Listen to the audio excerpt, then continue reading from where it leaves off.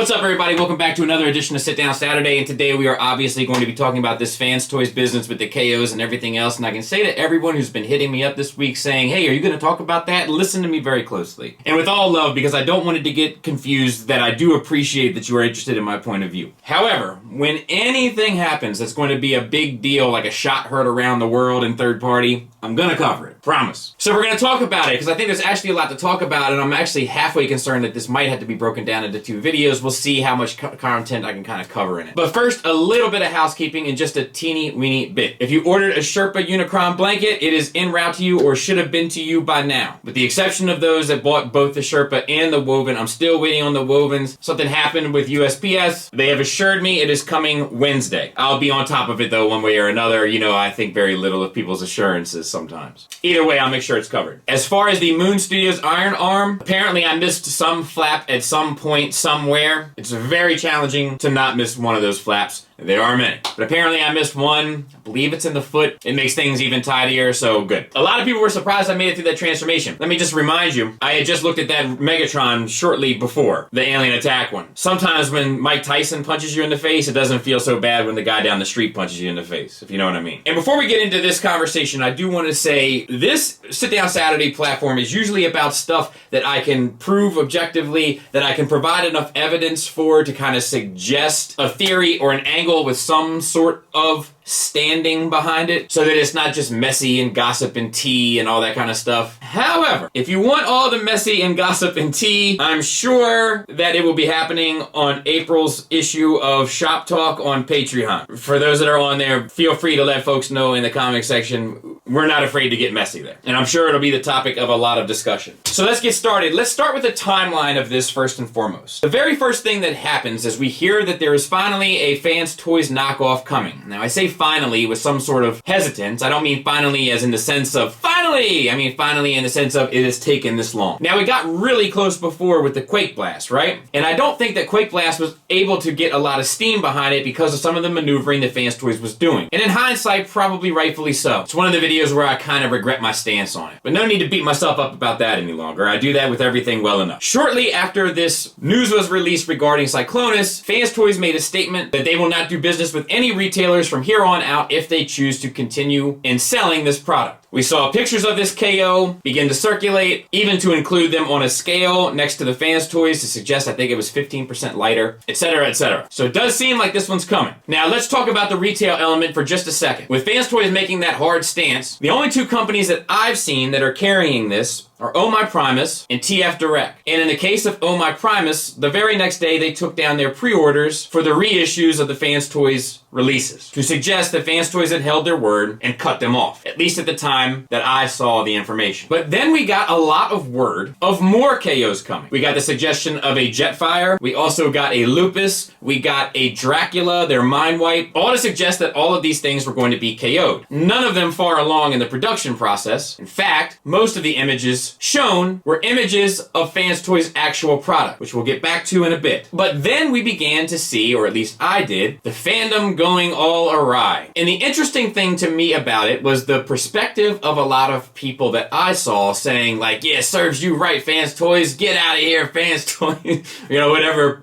people say. Young people, seemingly. But I did a little bit of research into that, and I saw an awful lot of Facebook profiles that were yelling this information from the mountaintops in terms of get out of here, fake Fanstoys, and I hope you burn Fanstoys. And many of these profiles seem to have been recently created, and dare I say, probably not real. Now listen, I'm no Blue's Clues, and I've never worked as a detective for a police department, but that would suggest to me that either there's an angry, emotional, insensitive fan that has something against Fanstoys and wants to prove a point, that a KO company, that this very KO company has created fake accounts. It could be a competitor that has created fake accounts. And I only say that because, for instance, this fake profile, at least I assume it's fake, isn't a fan of very much, but they are a fan of Vectron Labs. Now I'm speculating here, but there's a lot of this. So my suggestion to people that are in the groups or people that are in the community is don't allow the rebel rousers to work you into a tizzy, because sometimes it's by design. In the words of Hove, a wise man told me don't argue with fools, because people from a distance can't tell who is who. Moving on. Now this company has announced their name or at least seemingly, specifically in regard to the Jetfire, as KFT Toys. Keen Funny Toys. And the acronym is obviously very similar to another company that we're aware of. And I promise you we'll circle back to that as well. Now, let's move on to the why, because there has to be a why, right? Things just don't happen randomly. As you all know, and I'm sure you can sing along with at this point at home, my perspective on things like this regarding coincidences is I don't believe in coincidence. I've heard them, everybody together now, but I've never actually seen one for myself. So why did this happen? Well, for one, the Fanstoys prices have gone up. And every time prices go up, they edge out a certain population, and it comes down to supply and demand, and people tend to want to get what they want by hook or by crook. And with some of the pricing seeming egregious and an overreach, and sometimes insulting, for instance, their Fanstoys bombshell costing more just because the chest is gray, i.e. more cartoon accurate, because they know that that's the more popular one and they can gouge the price a little bit more. These sorts of business practices are going to piss people off. And eventually, it can lead to something like this. But prices aren't the only reason, right? Fanstoys has done a number of kind of cruddy, crudball, slimeball things regarding competition in the past. Anytime a company has shown what they have coming, Fanstoys has shown that they have the same thing coming almost within 24 hours. To include pieces that still haven't seen the light of day, i.e. their Trailbreaker. But they announced that back when Bad Cube and MMC were announcing theirs. Make Toys is doing Headmasters, Fanstoys does Headmasters and cuts off the head of the Make Toys Headmasters. X-Transbots announces a Ultra Magnus, Fanstoys teases an Ultra Magnus. They're still doing it. This is how they operate. And now while I, as a purchaser of their products, often appreciate them saving money that I would have spent on another company, I do also recognize that in some cases, specifically with their Trailbreaker and with their Blitzwing, they're killing the market for no real reason, especially when they don't have any real plans of producing said item for 5 years to come.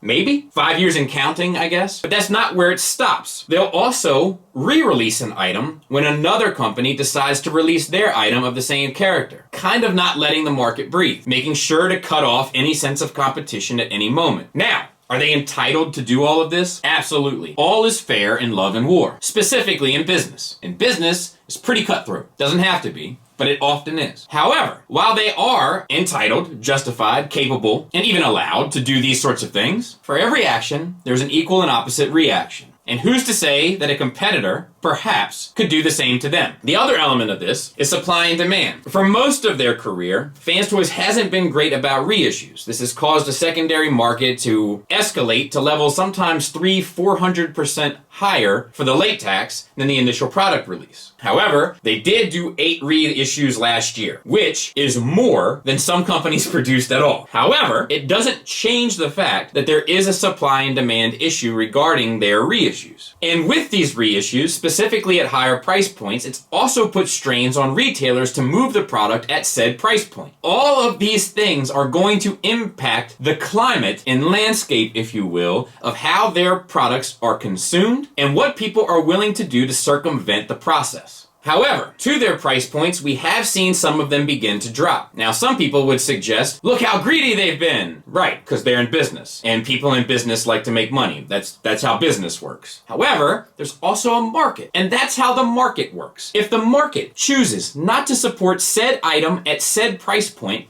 guess what happens to the price point? It comes down until the market is willing to buy said item at the new lowered price. That's economics. There's nothing inherently better about a designer scarf necessarily than a scarf that you could buy at TJ Maxx. But people are willing to pay for it for the exclusivity or the refined element or the elite element, whatever the case may be. However, if they weren't, you would see Louis Vuitton start to lower the prices of their scarves. They don't have to because people are still buying them. But when people stop buying them, you'll see prices begin to lower. Even to suggest this thing about this Tesla with $50 refunds and all that, I don't know enough about that, but if you know what I'm talking about, there's something happening there. Let's not get distracted though. The point is that if it costs you $5 to make a product, that isn't what that product is worth. That's what it costs you to make it. That product is worth whatever people are willing to spend for it. The moment they're not willing to spend that much, it's not worth that much. But until then, it is. Now, The other thing that I've been seeing popping up regarding all of this is this argument about which one is morally superior, whether it's IP theft with Fanstoys stealing Hasbro IP, or whether or not it's worse to KO a product. And any time that this discussion happens, people become lawyers overnight. On a very simple level, this is a KO. It's a KO because it says it's a KO. It's not trying to hide that it's a KO. It's saying that it's a KO. IP infringement is a little bit more tricky. You don't really get to declare what's IP infringement. You know who does? A court of law. And just because you feel a certain way about it doesn't mean that a jury will, and doesn't mean that a judge will. Works are derivative, right? And at what point does something stop being something? Where is the line? Now, obviously, this gets trickier with everybody tracing the G1 modeling cartoon, because the work seems less derivative, right? It also seems more soulless and a ton of other things that I complain about. But let's take something a little bit more obscure. Let's take Iron Factory's Leo Prime. Let's take Perfect Effects Leo Prime, or Leonidas. I think it was Leonidas. These are obviously derivative works of the Lion Prime, right? But you would have to prove that in a court of law. And at what point does something stray so far away from the original design where a jury or a judge would declare that it's not infringing on this design? A knockoff, on the other hand, is a one-for-one copy. Sometimes with improvements and upgrades or whatever the case may be, and that's where it gets trickier, right? Same thing. But someone has to declare it so, and it's usually not us. Speaking of things that aren't us, guess who owns the IP of Transformers? Hasbro. But the funny thing about ownership is that Hasbro is a company. It doesn't live, it doesn't breathe, it doesn't eat, it doesn't have family, it doesn't have loved ones, it doesn't have a mom or a dad, friends or family. It's a company. But the company owns something, which is always a little strange to me. Now, this is where we get into kind of my views on politics and stuff like that, but hey, sometimes things get subjective here as well. This is a coaster. It's a coaster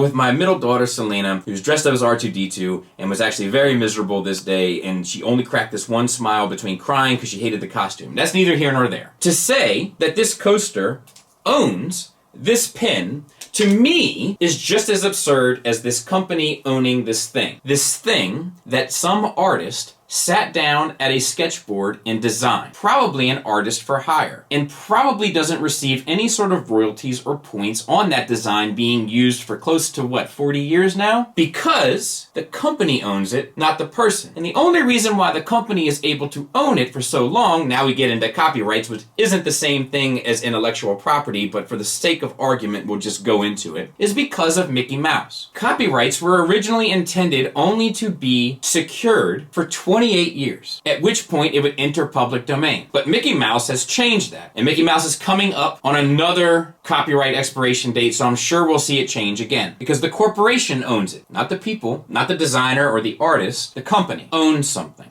And that gets into a philosophical discussion as to whether or not companies should be allowed ownership of something, how long that something should be, and how far something can be a derivative of work for it before it's legally infringing. See, a lot of people think that Hasbro doesn't pay any attention to third party because they don't care, it's not enough big of an impact, they don't like all of that things. Let me suggest another possible reason. Let me suggest that Hasbro decides to sue Perfect Effect over copyright infringement of Leonidas because they're saying that it infringes on their Leo Prime design. And let's say that a court of law then says, we don't see it. What then happens to the ground and leverage that Hasbro thought they were standing on? You see, no one really considers that Hasbro may not want to take these companies to task because a court of law might actually say, no, it's not really infringing. Now they might, but Hasbro would have to take every product specifically to task. And I'm not sure that they want to do that. Specifically, if they should happen to lose. Now, we've seen them go to task for KO stuff in the past, because that's a lot easier to prove. When it comes to me, I am more often than not on the side of the creator. And the guy that created Optimus Prime has no more direct ownership of that character than you, me, or Fanstoys. And for me, that's where it stops. But that's not the point of this conversation. This is the conversation I was considering making a whole separate spin-off video to. The point of this conversation is a discussion regarding Fanstoys, these KOs, why, how, etc. And I know we got pretty serious there. So now let's have some fun. There is a swath of the fandom that feels as though they deserve whatever it is that they want, regardless of the asking price of it. So they celebrate when that price drops, or when something's KO'd. And don't get me wrong, I celebrate when a price drops too. But I'm just not sure where that sense of entitlement actually comes from. But why do you deserve it? Why? And I'm not being cynical about it. Like, I'm curious, like, why do you deserve it? And do you see life this way? Where does that come from? Let me break this down for you in case no one else has. You don't deserve anything. I hate to say it. I don't either. There's things I think that we should have or deserve. General kindness and courtesy and respect from others. I'm all about that. But that's almost where the sun rises and sets on that for me. And honestly, whether you deserve it or not, I think it might actually be trickier to track some of this stuff down because a lot of these companies are not going to carry this. And in fact, retailers have even said that they doubt that some of this will even come to task because they're not sure it can come to fruition with no retailer really backing it out of fear of losing good business with Fanstoys that they've had for, X amount of years. And I say good business somewhat loosely, but you know what I mean. But it is interesting. Let's get into some of the fun conspiracy stuff because I've heard a lot of this out there. And I love a good conspiracy.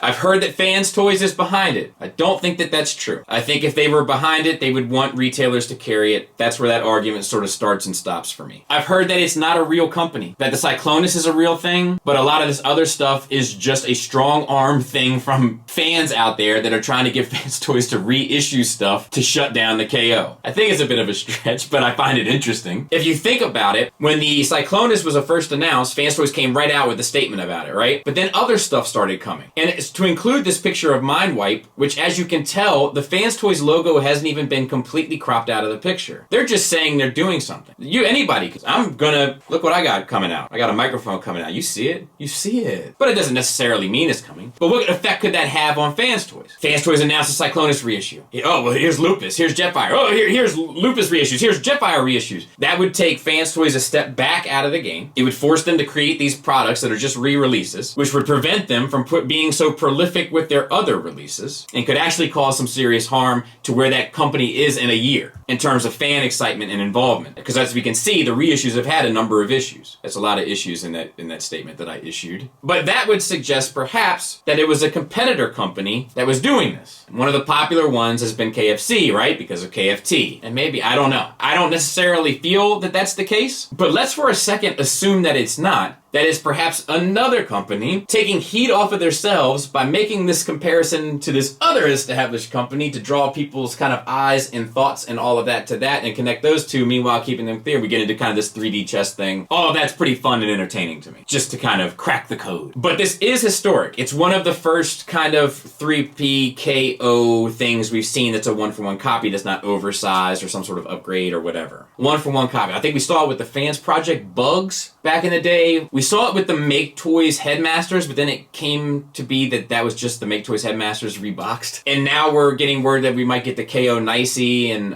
stuff like that. So there's been very few. So this is kind of a historic thing, if it does come to pass. And it will have effects for everybody. Other companies won't be safe if this is what this is. And we've seen it get close before. Keith has shut down KOs. MMC has gotten concerned that their designs leaked and they have gone aggressively to create product to put out so that to cut off the KO. I think it was Skylinks. I could be wrong about that. This is something that could happen continuously if everybody decides to support it, if that's the way the fandom wants to go. But let me ask the fandom this. What happens when there's no one left to steal from? What happens when all of these companies have KO'd all of the designs and these other companies have decided to quit participating and there's no one left to steal their designs from? Then you and I and everyone else are left without anything. So I personally hope that none of this comes to fruition, but if it does, it's going to have an impact. And you might assume short term that it's going to be positive, but I would imagine that more than likely it will be negative. However, if it doesn't come to fruition, best case scenario in my mind is at least sent a powerful message to Fanstoys to say, look, you're not invincible. People will undercut you, price more reasonably, release more reasonably, and allow for more sufficient pre-orders, which I think would be the best of both worlds. You don't challenge a company by stealing from them. You challenge them by being better than them. But either way, my chomp's coming soon. So at least I'll have my Decepticon Headmasters finished. From privacy to alligators. And that's how we go from scallywags to scully shrugs. Am I right? I'll be back next week. Thanks for listening. Thanks for watching. Until next time, take care.